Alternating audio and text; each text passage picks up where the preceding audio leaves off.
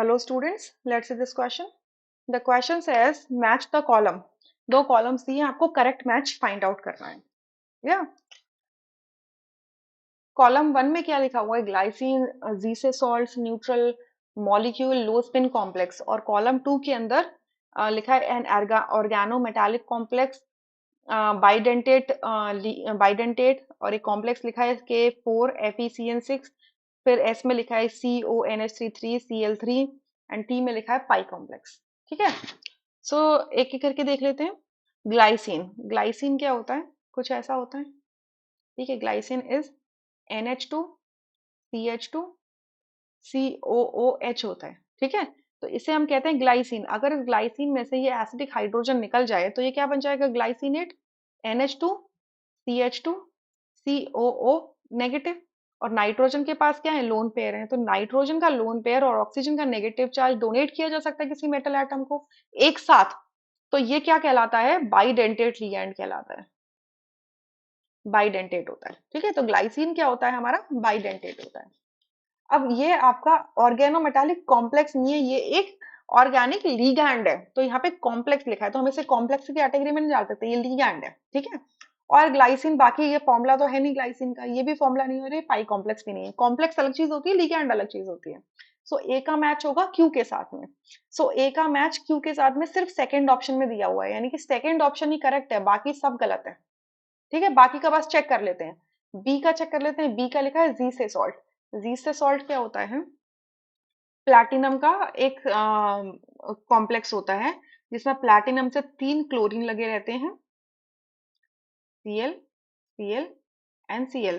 और एक क्या लगा रहता है? इथीन लगा रहता है. इथीन में ऐसे दिखा दो. ठीक है. ये हो गया CH2 और ये हो गया CH2. ठीक है.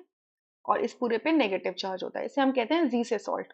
तो जी से सॉल्ट क्या है? एक ऑर्गेनो मेटालिक कॉम्प्लेक्स है. क्योंकि देखो मेटल है प्लैटिनम और CH2 क्या इथीन है ना, इथीन के ऑर्गेनिक लिगैंड होता है ना. तो ये ऑर्गेनो मेटालिक कॉम्प्लेक्स है, ऑर्गेनिक पोर्शन और मेटल के बीच में बॉन्ड हो रही है. ठीक है. तो जी से सॉल्ट ऑर्गेनो मेटालिक कॉम्प्लेक्स है. ठीक है. अब ये पूरा कॉम्प्लेक्स दिया है तो हम इसमें डेंटेट की तो बात कर नहीं सकते. और इसका फॉर्मूला ये भी नहीं है, ये भी नहीं है. ठीक है. आर और एस में जो लिखा है वो उसका फॉर्मूला नहीं है जी से सॉल्ट का.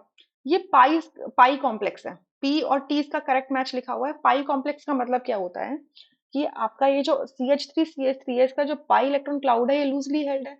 तो ये क्या करेगा? प्लैटिनम की वेकेंट डी ऑर्बिटल के अंदर इलेक्ट्रॉन डोनेट करेगा. तो सिग्मा बॉन्ड का फॉर्मेशन होगा. इन रिटर्न क्या करेगा? प्लैटिनम अपने फिल्ड डी ऑर्बिटल से इस इथीन की vacant anti bonding molecular orbital के अंदर इलेक्ट्रॉन डोनेट कर देगा. तो वो क्या करेगा? पाई बॉन्ड का फॉर्मेशन करेगा. तो such complexes are called pi complexes. ठीक है. मतलब बाई सिनर्जिक बॉन्डिंग होगी इनमें, बाई बैक बॉन्डिंग होगी. ठीक है. तो ये पाई कॉम्प्लेक्स होगा. सी का क्या लिखा है? Neutral molecule. अब इनमें से कौन सा आपको न्यूट्रल मॉलिक्यूल दिख रहा है? आप देखो, अगर देखो न्यूट्रल मॉलिक्यूल की बात करें तो यहाँ पे सिर्फ दो ही मॉलिक्यूल्स के नाम लिखे हुए हैं, आर में और एस में. आर में देखो इस कॉम्प्लेक्स स्फीयर के बाहर एक कैटायन लगाया हुआ है. ठीक है. तो यानी कि ये न्यूट्रल मॉलिक्यूल नहीं हो सकता. जबकि एस के अंदर कोऑर्डिनेशन स्फीयर के ना तो लेफ्ट में ना तो राइट में कुछ नहीं लिखा हुआ है, यानी कि ये क्या एक न्यूट्रल मॉलिक्यूल है. सो सी का होगा एस से मैच. ठीक है. डी में लिखा है लो स्पिन कॉम्प्लेक्स. सो लो स्पिन कॉम्प्लेक्स का मतलब क्या होगा कि एक ऐसा लिगैंड लगा हुआ है जो सेंट्रल एटम के इलेक्ट्रॉन्स को पेयर अप करवा सके. तो अगर यहाँ पे देखें तो दो ही कॉम्प्लेक्स तो आपको दिख रहे हैं. ठीक है. दो ही कॉम्प्लेक्स तो आपको दिख रहे हैं, आर में और एस में. सो अगर आप आर को देखें, आर वाले को देखें तो यहाँ पे आयरन क्या है? अपनी +2 ऑक्सीडेशन स्टेट में है. तो आयरन की कॉन्फ़िगरेशन हो जाएगी यहाँ पे 3d6. अब यहाँ पे वो साइनाइड लिगैंड है आर कॉम्प्लेक्स के अंदर, तो ये क्या करेगा? इलेक्ट्रॉन्स की पेयरिंग अप करा देगा. ठीक है. स्प्लिटिंग होगी, इलेक्ट्रॉन्स स्प्लिटिंग होगी डी ऑर्बिटल्स के T2 सेट में, T2G में और Eg में. तो 6 इलेक्ट्रॉन्स कैसे फिल होंगे? पहले लोअर एनर्जी सेट में होंगे क्योंकि स्प्लिटिंग बहुत ज्यादा होगी, स्ट्रॉन्ग फील्ड लिगेंड है ना.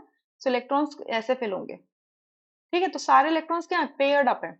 पहले अगर देखो, अगर जब तक लिगैंड नहीं आया था तब तक ये 6 इलेक्ट्रॉन्स कैसे रहे होंगे? ऐसे ऐसे रहे होंगे, 4 अनपेयर्ड इलेक्ट्रॉन दिख रहे हैं. बट लिगैंड के आते ही इलेक्ट्रॉन्स क्या हो गए? पेयर अप हो गए, तो लो स्पिन कॉम्प्लेक्स बन गया. ठीक है. सी डी का हो जाएगा आर. बट अगर आप इसको देखो, यहाँ पर देखो कोबाल्ट का कॉम्प्लेक्स देखो, यहाँ तो 3 NH3 है, 3 Cl है. NH3 स्ट्रॉन्ग फील्ड होते हैं, Cl वीक फील्ड होते हैं.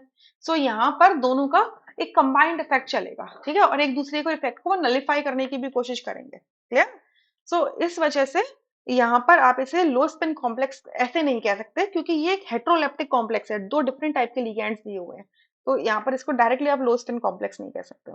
सो यहाँ से करेक्ट मैच हो जाएगा second, rest options would be incorrect. I hope you understood this question really very well. Thank you.